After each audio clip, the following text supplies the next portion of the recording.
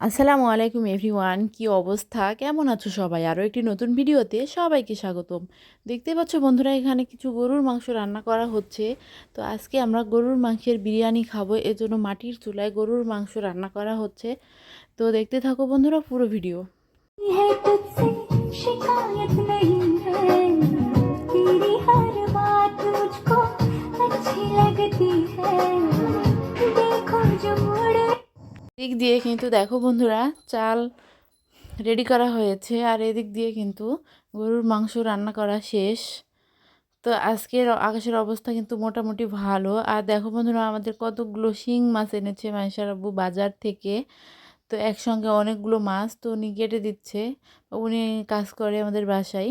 তো এখানে কিছু মাছ আস্ত রেখেছি আর কিছু মাছ উনি কাটছে।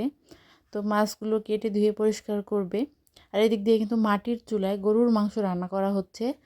তো চলো বন্ধুরা দেখে নিই মাংসের কী অবস্থা। তো মাংস কষানোর পরে এখন মাংসের মধ্যে ঝোলের পানি দিয়ে দেওয়া হয়েছে। তো মাংসটা ভালোভাবে সেদ্ধ হোক, তারপরে আবারও তো ভালোভাবে আমি নেড়ে চেড়ে দিলাম। আর এদিক দিয়ে দেখো বন্ধুরা, কিছু শুকনা মরিচ এনেছে ভর্তা খাওয়ার জন্য। তো এই মরিচগুলো রোদে শুকিয়ে তারপরে রাখতে হবে। আর এদিক দিয়ে হচ্ছে আমাদের মাংসের অবস্থা দেখো।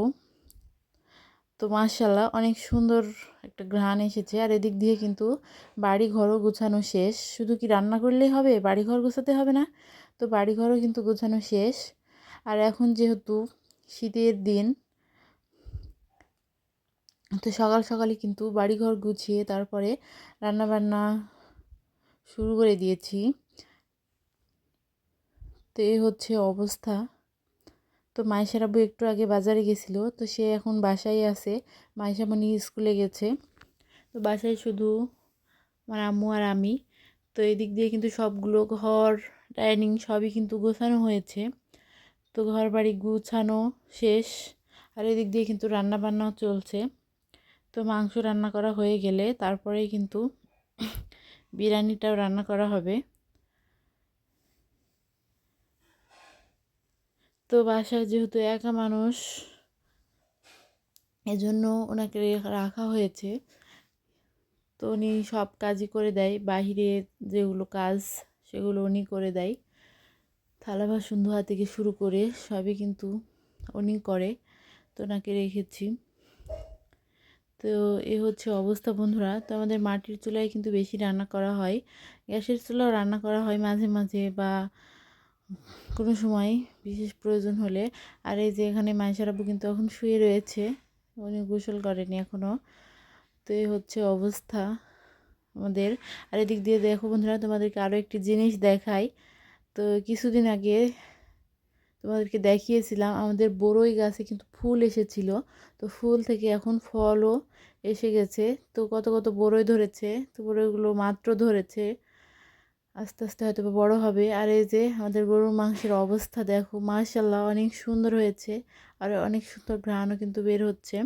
আর এদিক দিয়ে কিন্তু চুলার মধ্যে পানি, গরম পানি দেওয়া হয়েছে আর চালগুলো ধুয়ে নেওয়া হয়েছে। আর কাঁচামরিচ দেখো বন্ধুরা, অনেকগুলো কাঁচামরিচও কিন্তু নিয়ে এসেছে। আর এই হচ্ছে মাছের অবস্থা। তো পানিগুলো একটা গামলার মধ্যে ঢেলে নিচ্ছে। আর এই যে দেখো বন্ধুরা, চুলার মধ্যে পাতিলা বসিয়ে তারপরে পেঁয়াজ, কাঁচামরিচ, লবণ, আদা সবই কিন্তু দিয়ে দেওয়া হয়েছে। তো এগুলো ভালোভাবে নেড়ে চেড়ে তার মধ্যে চালগুলো কিন্তু ঢেলে দেওয়া হবে। তো এই যে ধুয়ে রাখা চালগুলো এর মধ্যে দিয়ে দেওয়া হচ্ছে। তো চালগুলোকে হালকা করে একসঙ্গে সব কিছু দিয়ে ভেজে নিয়ে তারপরেই কিন্তু পানি দিয়ে দেওয়া হবে। তে হচ্ছে অবস্থা। তো এই যে দেখো বন্ধুরা, এখন পানি দিয়ে দেওয়া হলো, গোসল করব। তো আজকের ভিডিওটা কেমন লাগলো সবাই কমেন্ট করে জানাবে। সবাইকে অসংখ্য ধন্যবাদ জানাই। আজকের মতো এখানেই বিদায় নিচ্ছি। আল্লাহ হাফেজ।